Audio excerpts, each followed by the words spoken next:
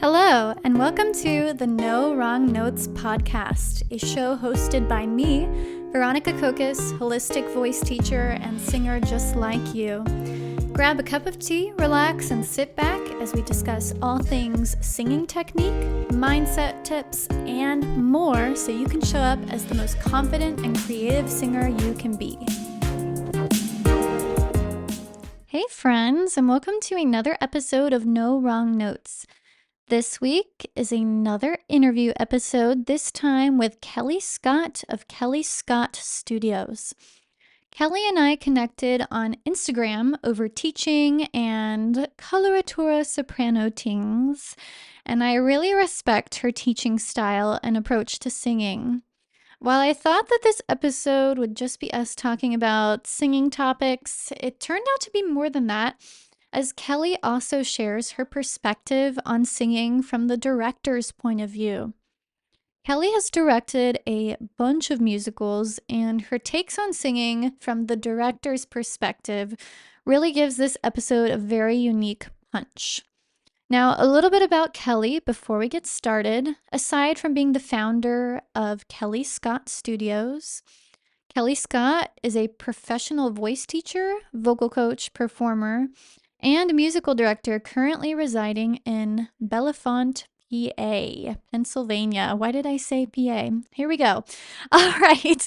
She is a graduate of the Steinhardt School at New York University, holding a Master's of Music in Classical Vocal Performance.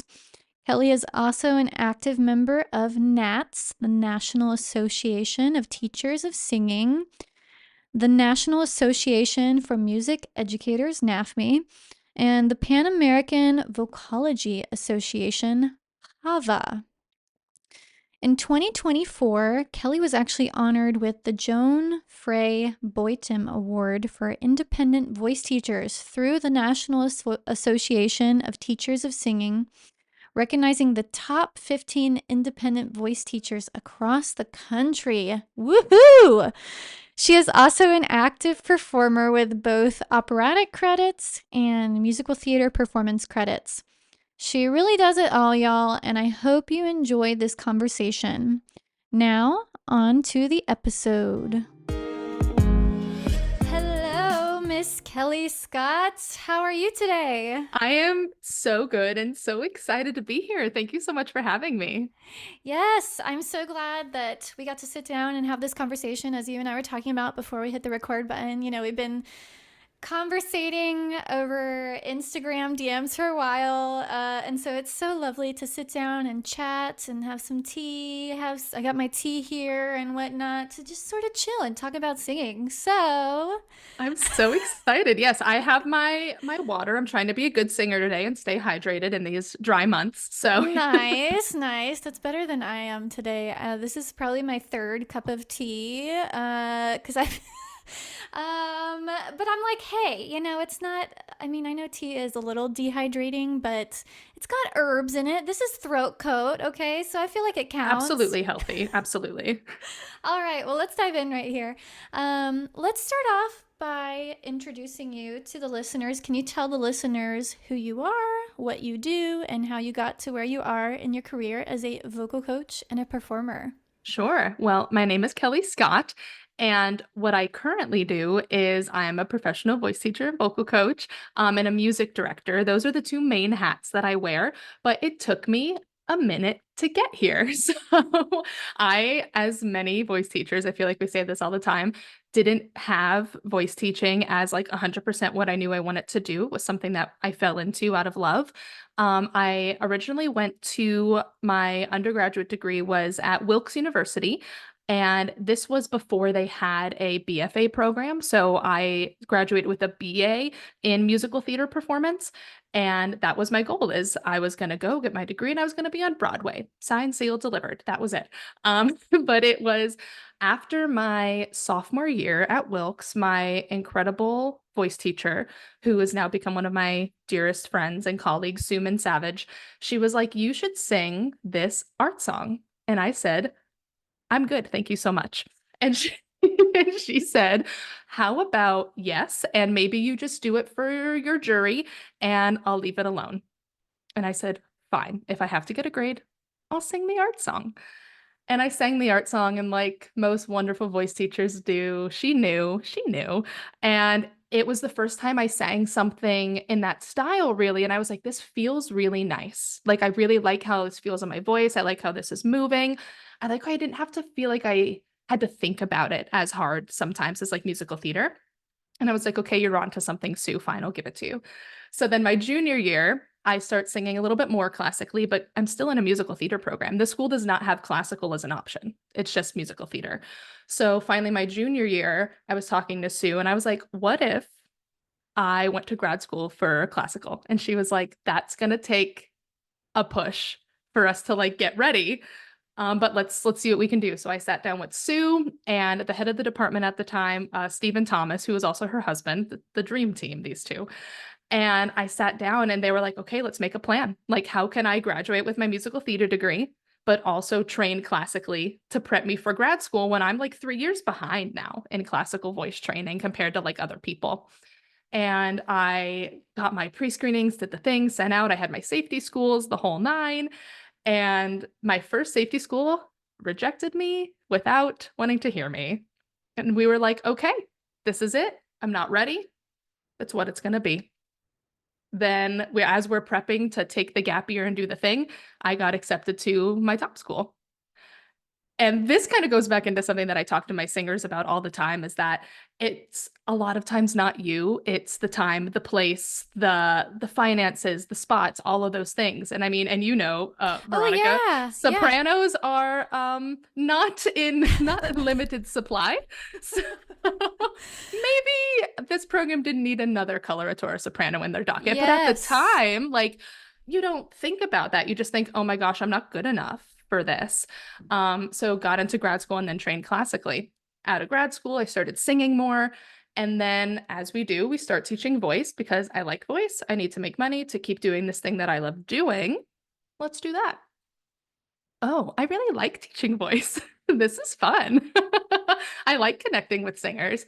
And that led me to then dropping into music directing my first show ever. And I was like, oh, I like doing this. And now I'm finally kind of getting in my groove of, oh, there is a way for me to have a professional career that can be suited around both classical and musical theater and to be creative and to connect with artists of all backgrounds. And it is kind of in this bubble of being a music director and being a voice teacher. So once I kind of figured out that that world existed, that's just kind of where I've lived. I've music directed for a lot of different theaters and companies and have now taught professionally for many years as like my main income, but it's not where I landed originally.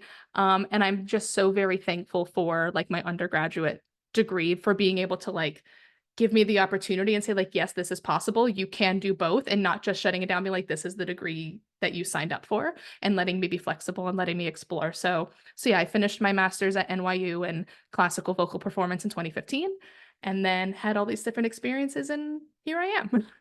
Yes, yes. And I think that you're a great example of creating your own path forward as someone who is in the arts, who is in music, right?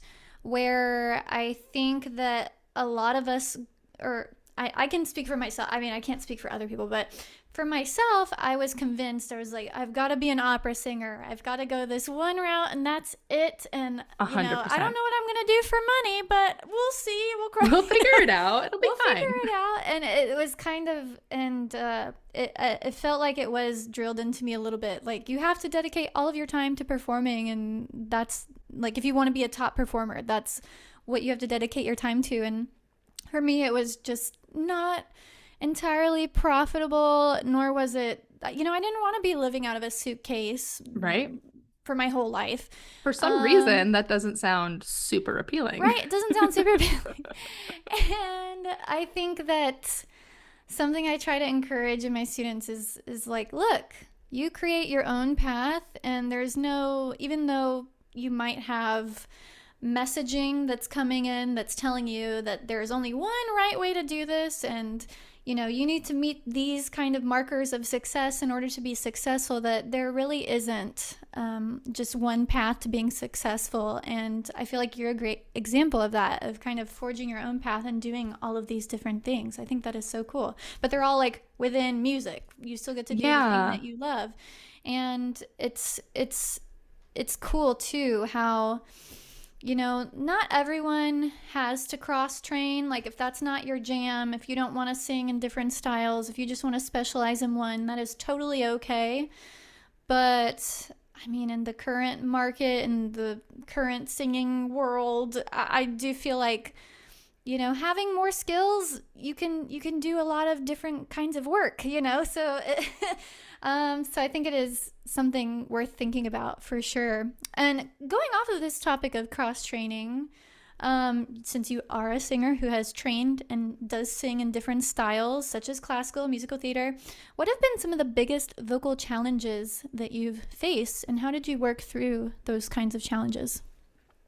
That's such a good question. And I feel like it actually refers back to like what you were just saying. And I feel like the biggest challenge for me was not so much like technically vocally, but it was the idea of if I keep bouncing back and forth between classical singing and musical theater singing, like, will I ever be a professional in either of these categories? Or will anyone be able to take me seriously as a musical theater performer or an opera singer if I keep living in both of these worlds? So I feel like getting past that and being like, no, this actually makes me a stronger teacher, a stronger performer, a stronger music director from having worlds, like being able to live within both worlds. And it took me to find the right teachers that were willing to be able to like nurture those things and finding my support team to say, like, no, you can do both of these things. I feel like that was probably one of the biggest challenges just for me, like personally and emotionally, is not saying or judging my worth off of, well, I didn't perform at the Met, so I must not be a super successful opera singer, or same for Broadway, things like that. But I can say, actually, I'm able to perform both of these things and do them well and understand them and teach them both in like the differences and the similarities that they have in technique. So I feel like that was probably one of the biggest things, is that I can be a professional at both of these things. I don't have to just pick one world to live in. Yeah, and I think that definition of professional, it's like, well, Hmm. what does that mean? That can look like many different things. It doesn't have to just look like performing at the Met or Hmm. performing on Broadway. It could just be performing in your community, performing local theater, performing regionally. It's I again just go back to this kind of hustle mentality, or this toxic capitalist mentality, not to get Yeah, too crazy here, but that just kind of it raises Broadway and Met is kind of like, you need to get here, like this is success, and this is the best of the best, and you need to aim for the best of the best, and we're all doing this individually, and you need to be pulling yourself up by the bootstraps, and yep, this is the only way you can be successful.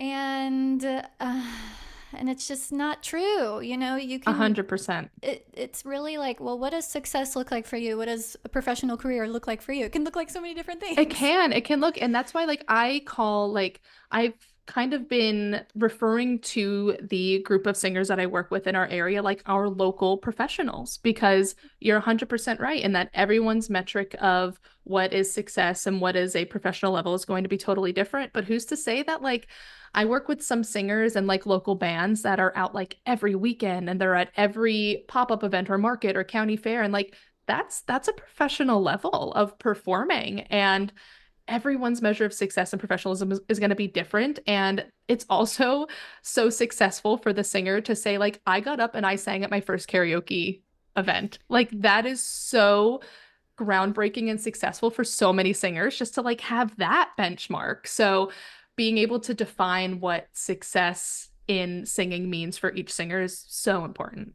Absolutely.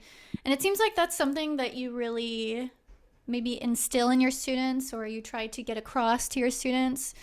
Going to my next question and going off of this, what is something that you're really passionate about as a teacher? And, as I was just saying, these ideas, they seem like things that you try to get across to your students. So, what are the things that you make sure all of your students understand when they're working with you? Yeah. So I think one thing that I've always said and I've continued to like really feel really passionate about to the singers I work with is if I am doing my job correctly, they should feel confident without me there.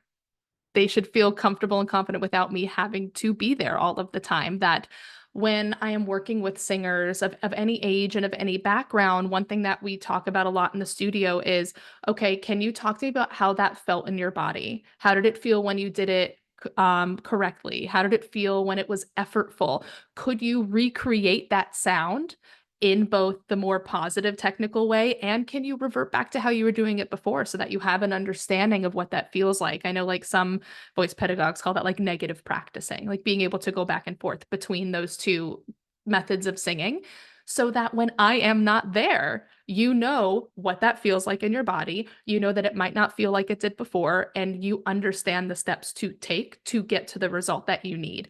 Because, I mean, so often voice teachers, I feel like sometimes can, have a little bit of a complex in that you need to come to me to get the results that you need. And if it wasn't for me, you wouldn't be able to do X, Y, or Z. And I'm in the camp of I'm going to give you every bit of knowledge that I have so that you can go out and you can be successful and you know how to pull all of those tools out of your toolbox at a moment's notice to say, I'm feeling this, I'm hearing this. Here's all of the things that we've talked about how to do to get me to the result that I need. And that also found like connects to the agency of like choice. Like, how do you want something to sound? Just because I think that something sounds technically correct doesn't mean it is the exact tonal outcome that a student might be looking for. And especially in like pop styles, that's so important. Something could be breathy or have some fry or rasp to it. And those things are like totally stylistically appropriate. So if you come and do like a perfectly balanced onset, for example, and I'm like, oh, that was fantastic. And they're like, that's not really the vibe I was going for.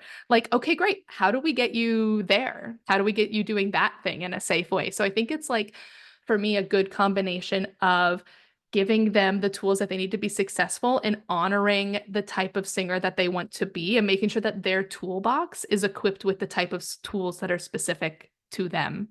Yes, I think that's so important, and that's something that I like to talk about with my singers too. I feel like at the end of the day, it's not about us; it's about what they want, right? And Hmm. what they want it to sound like, especially in pop music. And I think that that's what makes pop music so fun to work on, or pop Yeah. rock. Anything non-classical, non-musical theater. I mean, I think that that's what makes it so fun is that you can be really, really creative and I think agency is so important as a singer. And it just feels really empowering because I do think that there are teachers out there, like you said, that like are Hmm. on this power trip where it's like, you have to come see me, you must come see me. And, in order, and I think that when you have someone telling you that, you start to lose confidence in the things that you're doing. You're like, oh, well, what would they want me to do? And, it's. Hmm. And while, we go to teachers for this technical guidance and we gain those tools, at the end of the day, I do think I'm in agreement with you where those tools should be a part of your toolkit that you can grab from when when you're not in front of your teacher, Yeah. right? So that way you can feel more confident on stage. And pivoting to maybe some more of this toolkit, what skills have helped you the most as a performer? I know that you said you do a lot of directing as Hmm. well, and are doing a lot of that. But when you are singing, what do you feel like are, oh yeah, these are my tools that have helped me the most? And what do you think are essential skills for someone to put on a successful and engaging performance? Maybe even from like the perspective of being the director, like what skills do you think performers should have on stage? 100%. That's such a good question. From so like a music director standpoint, I feel like one of the biggest things for me is just like communication. and no, like having that rapport with the singers on stage that I work with, that like if a singer is having, like if they come in with like a tickle in their throat or they're having a rough day, it's for them to communicate that with me as the music director. That way I know, okay, if they're feeling vocally fatigued, they're probably not going to hold that big money note as long. Or maybe there's things that I can do from my vantage point from the pit to help to like guide them or coax them through that performance so that they don't feel like they're in this bubble alone. Because sometimes I feel like when, especially in like professional jobs, we come and just we have to be perfect and we can't let anybody know that we're not at our best, right? So if we can create a little bit more of that support team, like let your stage managers know, let your music directors and conductors know like what's going on, because they can best support you so that you don't feel like you're just pushing through these performances. And it can even be, even if it's not a cold, like if you just come in and you're like, I'm just feeling off today. Like I got a little bit of nerves, I got a little bit of anxiety, I didn't have a good day. Like having that communication and knowing that like the music director or the stage manager is going to be on your side to help you get through those things. I think that line of communication is really huge. And then in the performance part of it, I think I mean, it's all of the work that you're doing before getting to the stage. A saying that I've said with my singers very often that is quite silly, that some have said they'll put on a t-shirt for me one day, is that your technique is kind of like a crock pot and I want you to just like set it and forget it.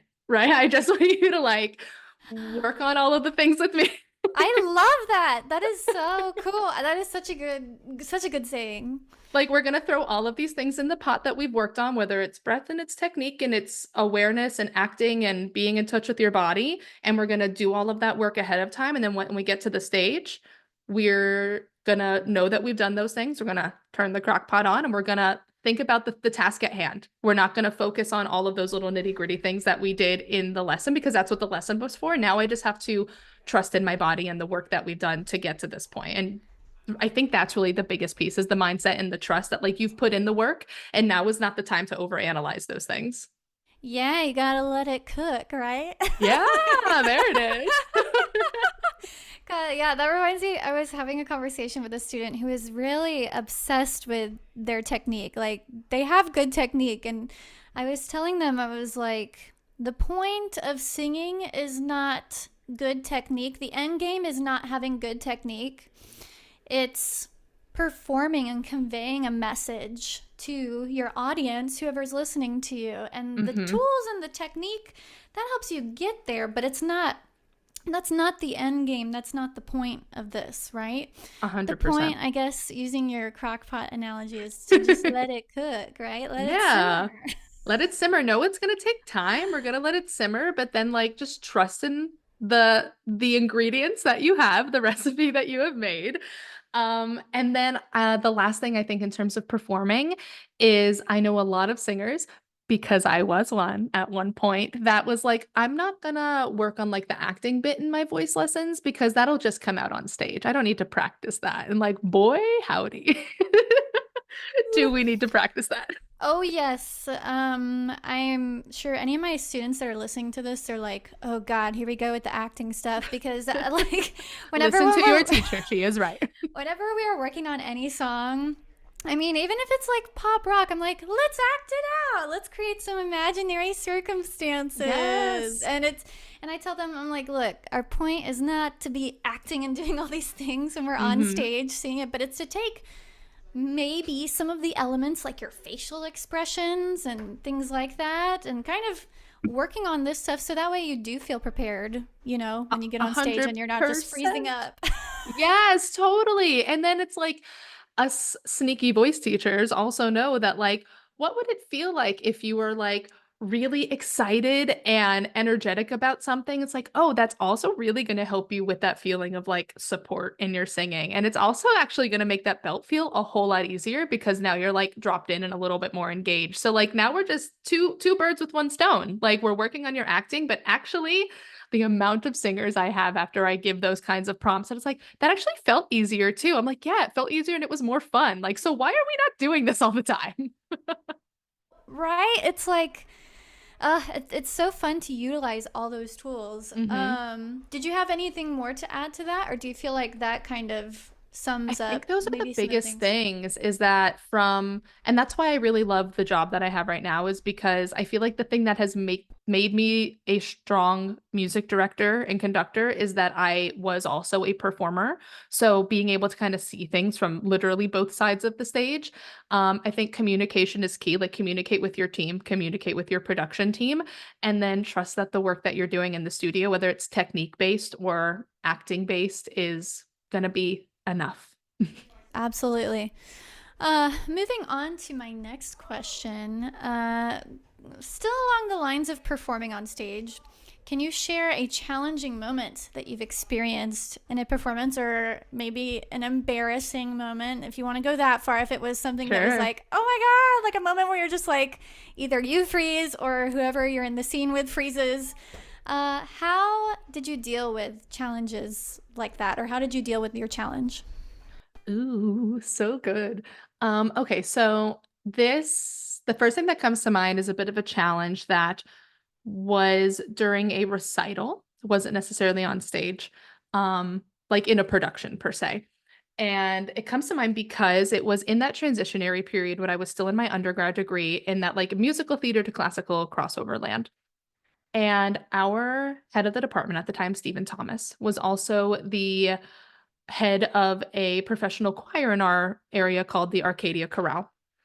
And he said, he was like, you are transitioning classically now. We do Handel's Messiah every year. And he was like, I would love for you to audition. Again, wasn't handing me anything. If you knew Dr. Thomas at all, he would not hand you anything. He would make you work for it, and rightfully so. But he was like, I'll let you audition for the soprano solo or one of the soprano solos. He's like, I'll let you jump in to do um oh gosh, Was I've it sung it. Rejoice It was Greatly? Rejoice Greatly. Oh And I'm like, I've no! sung this 4,000 times. And of course, now it's blanking. Yes, Rejoice Greatly. He's like, I'll let you sub in and do Rejoice because you want to be a coloratura? You want to do classical? I'll let you sub in and do this one song. And I was like, all right, what do I have to do? He's like, at your jury, can you sing a classical piece reminiscent of that? Doesn't have to be the exact piece, and we'll count that your audition. And I was like, yeah, sure. Jury, safe space.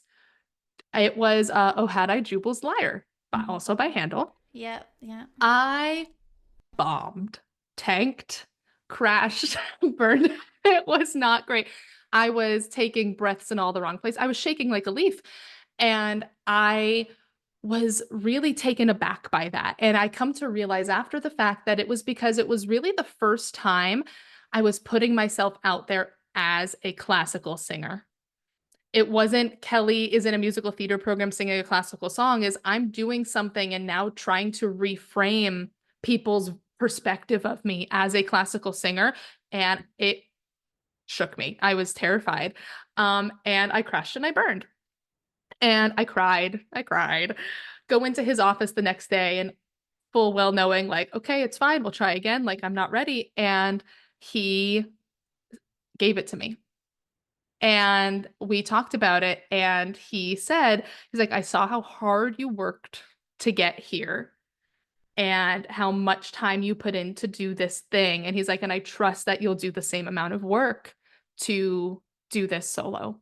So he gave me that opportunity and he gave me that chance. And truly since then, and like he has unfortunately passed away as a couple of years ago, but Oh. since then, I've really tried to make it my mission to do something similar for the students that I work with, to like try and give them the opportunities. And I think that is so important for us in general is to recognize the passion and the dedication that students bring to the table and not so much the perfect polished finished product. And I tell that to my singers so often. It's like we see on the other side of the table like how hard you are working, how much dedication went into this, and we know that a crack or a missed run or something is not the definition of like who you are as a performer. And there's so much more to learn and to grow from that. And I've just always held on to that as my perspective of I didn't necessarily do what I felt was my best, but somebody gave me a chance and saw how hard I was working. And that opened up the door for me. And I sang as their professional, then soprano soloist for many, many years to come after that. So, really, if it wasn't for that door opening, um, I don't know really where I would have landed classically. So that was my biggest kind of eye-opening experience in that transition for me. That is such a beautiful story, and that someone saw this thing in you, and rather than let this one Hmm. bad performance kind of shape their entire perception of like, oh, whether they deserve it or not. I think that we need more of that Yes. in just, especially in classical. I mean, I can't speak as much to the musical theater side of things, but just from my experience in classical music and opera, I Hmm. think that we need uh, more of that approach. I think. I mean, and you know, it's hard when you're maybe going to New York for auditions. It's like you really do just have one shot in Yeah. those kinds of cases. But even just, you know, in situations where maybe they already know you and whatnot, and they know kind of what you're capable of, it's someone seeing, or it's someone seeing, oh, they have this potential and I know Hmm. that they can do it, and I'm going to give them this shot, you know? Because Yes. it's like they kind of have to evaluate that too. It's like, do they have the potential to be able to do this? And do they have the skill set? Yeah, maybe this is just a one off bad moment for them. Yeah. And I think that we need more of that in these kinds, in this industry, or really even just in these maybe more local settings too. I think that having more of that kind of approach to things, I think that could, that I'm always in favor of like more progressive sort of Yeah. I steps mean, forward in this industry. And so it's like anything that we can to encourage singers rather than to discourage them, because they could have said no, you know, like yes. that was terrible. How dare you step in here and sing it like that? So, Yeah. and I think that when you have moments like that, that can be really that can really discourage singers from even continuing down that path, right? So Yes. that's really sweet and lovely. My next question, pivoting a little bit, what are your hot takes when it comes to singing, performing, directing, anything in the industry? I don't know. Let's drop it. So, one thing, so I actually just had the privilege of speaking at a local high school last week for Career Day. I was speaking on like professions in the performing arts and music and stuff like that. And one thing that we talked about that reminds me a little bit of this question is that you can be the most talented person and the least cast person. And I feel like we hold this like I have a big powerful belt and stage presence and energy, and like that is like the definition of like a polished professional performer. But from again my perspective, how do you treat the other people in the room?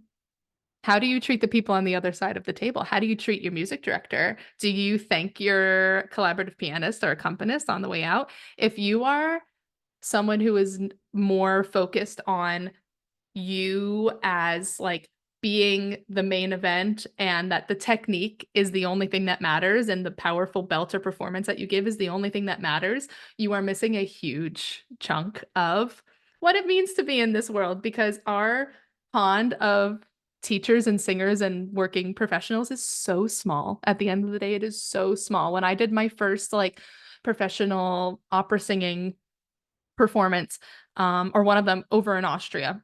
I was singing there for a bit. I met a fantastic tenor at the Met named John Fowler. We were talking, and he was like, "Have you ever heard of Lancaster, Pennsylvania?" And I was like, "Why have you heard of Lancaster, Pennsylvania?" And he's like, "Oh, I'm going to be singing there in a few weeks." And for me, that was just like an example of like, I'm literally on another continent. And here we are, like our bubbles are so small.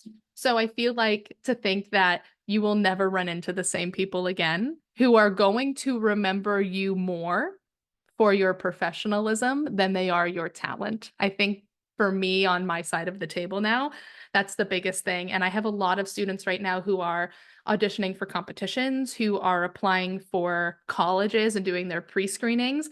And we practice thoroughly. How are you going to introduce yourself? How are you going to leave a room? Are you going to thank your accompanist? Are you going to thank them for your time? Like, those are things for me that always stand out.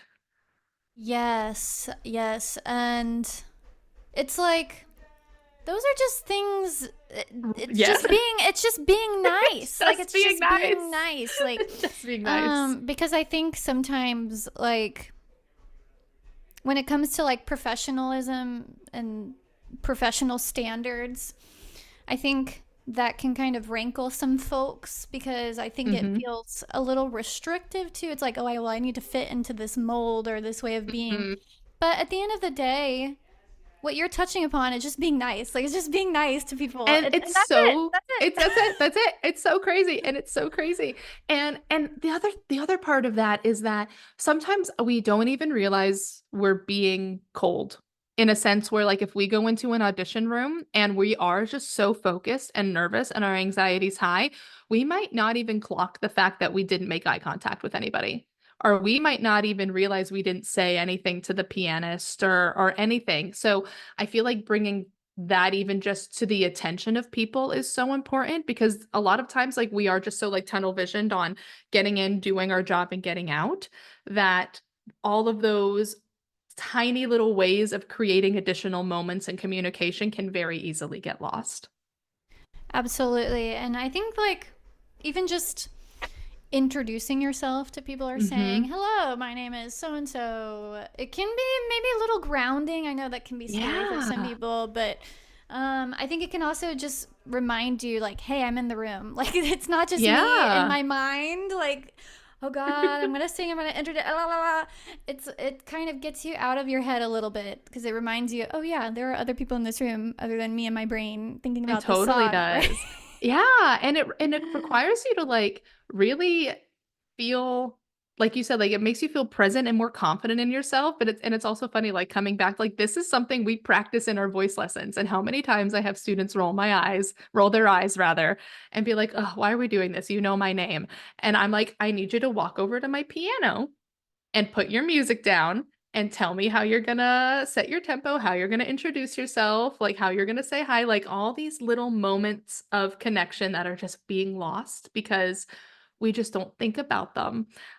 So those are the things that stand out to me. Like I remember I was at a competition recently and I was adjudicating, and there was a singer who came in and was so commanding of the room, but like so kind and like came and like asked how our day was and like all these things. And I wrote on her scorecard, I was like, you were so kind and pleasant. And like, I just want to let you know that I appreciate that so much. Like in a day, like where we see hundreds and hundreds and hundreds of singers, like that is so refreshing. And you're right, it does boil down to just like being present and being nice a lot of the time. But in a world where we are seeing hundred of singers, being able to stand out in that way can make a huge difference to what we remember is like, okay, both Kelly and Veronica, like, were really strong vocally, but man, Veronica was so kind and she was so generous. And it's like those little things can really stand out. Yes, I'm in total agreement with you on that. Absolutely. I love that take. That's a really good take, and I think that that's something very important for singers to think about because I think that is something that they can forget about. And I mean, it's something I sometimes forget about. So Yeah. it's good Oh to my have that gosh, all of reminder. us. Yeah. Moving on though, are there any projects that you're currently working on, either as a singer or a teacher or director, that you'd like to promote or share? Yeah. So, one thing that I've currently just recently launched a first round of is my own membership, which is called the Intune Vocal Membership. And of course, shout out to Veronica, who has been a wonderful sounding board because she has her incredible membership. So, as I'm creating mine, I'm like, what do you like? What do you not like? What are your thoughts? So, appreciate your brain along this process as well. So that came for me as a way to again like many singers like continue to connect with singers of all levels in a way that meets their time and their budget and their schedule, working with primarily say a lot of adult professionals not being able to find the time or community professionals like we said before not being able to find the time but thinking that they will only be able to make a lot of incredible vocal leaps if they carve out 1 hour a week with a private voice teacher and all of those things. And like, actually, you can make progress with just shorter amounts of like dedicated time with a support team behind you. So that's where the Intune vocal membership came from. And I'm really thrilled with how that's been progressing so far. And some other things that I was actually talking to Veronica a little bit about before we got started, some exciting performance announcements with me coming up in the next couple of weeks that you'll hopefully be able to hear about very soon. Woo! And I'll include Kelly's Instagram handle and her other. I think you're on TikTok too. We're Yes. connected on there. I'll share those in the show description so people can keep up with you there on these exciting announcements coming up. Amazing. Yeah. Yay! Awesome. Sweet. Are you ready for some rapid fire? As ready as I'm going to be. Yes.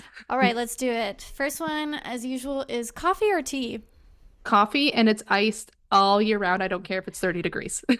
I love somebody who's committed to I'm so it. committed to the bit. I just wish, but I could be bundled up in my best parka and it's gonna be an iced latte, unfortunately. I'm like that, but with hot coffee. Well, I'm trying to actually scale back on. I know I talked about this before, but I'm trying to scale back on my coffee consumption because I've been having a lot of like silent reflux Oh, lately that's and the acid worst. reflux. Yeah. But even just subbing chai tea for my coffee is making a big difference for just my voice. I'm like, "Ugh, God, of course I Yeah. can't have coffee every day. Okay, you might convince me just once. Just so sad. Okay, anyway, what is a song that you've been obsessed with lately? It can either be a song that you're just listening to on repeat or a song that you're working on. Take that how you Ooh. will. Well, songs that we've been listening to on repeat. I have a 3-year-old, so it could be like Giant Truck Team by Pink Fong at any point in time on Okay. repeat if he has his way. But no, we're actually big fans of Lawrence, the band in this house, so we've been listening a lot to their new album, like What You Want, Family Business. My son literally this morning was like, play the Family Business song. And we're like, all right, great. So been Aww. listening to them quite a bit. Love it. What is a TV show that you're currently binging or watching? I am the worst at watching TV because I have commitment issues. I just because like I either have to like watch everything from like the first episode Uh huh. on to like be filled in or like I can't jump in. So when someone's like, you should watch like Game of Thrones, I'm like, I don't have the bandwidth to watch 400 seasons. One thing we do watch pretty frequently, I don't know if are you familiar with the platform Dropout TV? No. They're a branch off of the guys that used to run Comedy Humor. Yeah, College Humor. There it is, Oh, College Humor. okay, yeah, yeah, yeah. They used to run College Humor. They don't have a Dropout TV, and they have a series of improvisational shows. One I think you would actually love. They did a whole improv episode with 3 singers and a pianist, and they made up a musical on the spot. And they just gave them like Oh, little one-word prompts, and they just come up with like characters and sing on the spot. So that's something my husband and I really enjoy because it's kind of lighthearted. It comes out yeah. every once in a while. I don't have to commit to it too much. True. Yeah. What is that? A free platform or a paid platform? You can watch a lot of Dropout for free Oh, okay. online or on YouTube. They post a lot of their That's things, what I was wondering. Yeah. but they also have like the paid version like without ads. That's a couple, but I think it's less than $10 a month, but we really enjoy them. So shout out to Dropout. I am not sponsored, but if you want to, you can. That is awesome. That's awesome. Yeah. My husband makes fun of me because I'll be like, "Hey, let's start this show." And then we'll start it and then I'll be like, "Well, let's watch this." And then we're Yeah. watching like 5 different shows, though I'm pretty committed right now to Love is Blind being back. I'm in love with that Ooh. show. Yeah. That show is drama. Um anyway, what is a book that you've read that you recommend to everyone? Ooh, this one's tricky. So I will also say again, 3-year-old means I don't have as much time to sit down and read a book, but I do listen to a lot of podcasts. I do listen to a lot of Nice. podcasts. One book though that I've been reading is Don't Believe Everything You Think, Oh, okay. which has been quite interesting, just like getting more insight into like our habits and our day to day and like where like our anxiety comes from and our mindset and like ways to like Mm-hmm. navigate through things. Like that's been really wonderful. That I've been starting. And then just rereading voice pedagogy books like the nerd that I am. Oh, So that's kind of, I mean, that's the norm. Is like I balance out the science with yeah. some other wellness. Nice. And you mentioned that you listen to a lot of podcasts. I do. What is your favorite podcast? Well, as I'm pulling up my Spotify for those at home, I really love, so are you familiar with Armchair Expert with Dax Shepard? Yes. Mm-hmm. He Yeah. has the Armchair Anonymous segment that I just think is Yes. my favorite, like mindless listen, but I'm a really big, um, horror kind of podcast person. So Oh. I really love the podcast Heart Starts Pounding, which is Okay. the reason I love it is because her whole podcast is horrors, like oddities and mysteries. And Oh, so it's not fun. just like one or the other. Like one will be reporting on like a murder or something. And then another's Yeah. will be specifically like she did a whole episode on like New Orleans urban legends and myths and ghost stories and stuff. So Oh, I'm fun. I'm one of those like quintessential girls. My husband makes fun of me all the time where I'll fall asleep and it'll be like some scary horror podcast is playing and I'm dead asleep. And he's like, "How does this happen?" I'm like, "I don't know. It just comforts me, I guess." I don't Yeah. No, I find that stuff really comforting too. Do you like short stories at all or Oh, like I do. acted Yeah. out scary stuff? Um, there's a podcast I usually listen to it around this time of year, called the No Sleep podcast. I'm looking it up right now. And it's all like short stories and audio drama. So just a bunch Oh. of voice actors acting out these different stories. I don't know. Oh, I I think love it's really that. fun, and they Interesting. do like different seasons. So I highly recommend the No Sleep podcast if you're into Ooh. really spooky stuff and you want something for the spooky season. Yes. Love it. My next question is, what is the last concert or performance that you went to? It's well, I actually did just see a play recently that was a murder mystery called Rehearsal for Murder at Oh, the Bull Barn Playhouse, which again, spooky season, it was a murder mystery, it was just fun. But it's that was truly the first performance I've gone to that I wasn't a part of in probably years. Which is because I'm always like the last like three, at least 2 or 3 years, my schedule's been so busy that I'm have been in the pit for many, many years of oh many, many man. shows, which has been great, which has been a blessing. I mean, Yeah. what there's truly for me like no better seat in the house than to just be looking right up Yeah. at these performers. But I am finally getting back on stage in a few weeks, which will be very exciting. So, Yay! So exciting. And my last rapid fire question is the best piece of advice you've ever received. And this could be singing or life related. It's really up to you. oh gosh.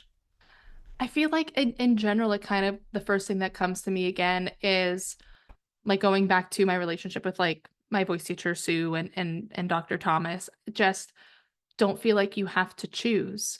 Like you are allowed to explore and you are allowed to find the path that suits you best in whatever that is. Like so often I would have these conversations with Sue, similar to like I said before about like, am I doing the right thing? Should I stay in musical theater? Should I move to more classical? And she would, what fulfills you? What do you want to do? What brings you joy? Do what brings you joy and the performance opportunities, the professional life, the teaching that you want to do will come if you allow that to be part of the thing that you accept that like I can do all of these things. I don't have to just pick one. And all of those things are one because they are part of me. Like they are what I am passionate about. So I think that's the biggest thing and being able to accept that I can have so many different things that I'm passionate about and I don't have to pick and I can be good at all of those things. I am allowed to be at a higher level of all those things because I allow them to be. I allow them in. So that's probably the biggest thing is just to be able to have choice and to say yes and to be creative. Awesome. I think that that is a wonderful place to wrap things up today. Before we head out, is there anything else that you would like to share with listeners? Maybe where they can find you online Sure. or in person if they're in Per Pennsylvania person. listening to Yeah. this. I am. Yeah. Well, I'm located like right outside of State College, PA, in a little wonderful Victorian town called Bellefonte. But you can find me across all socials on Kelly Scott Studios or kellyscottstudios.com.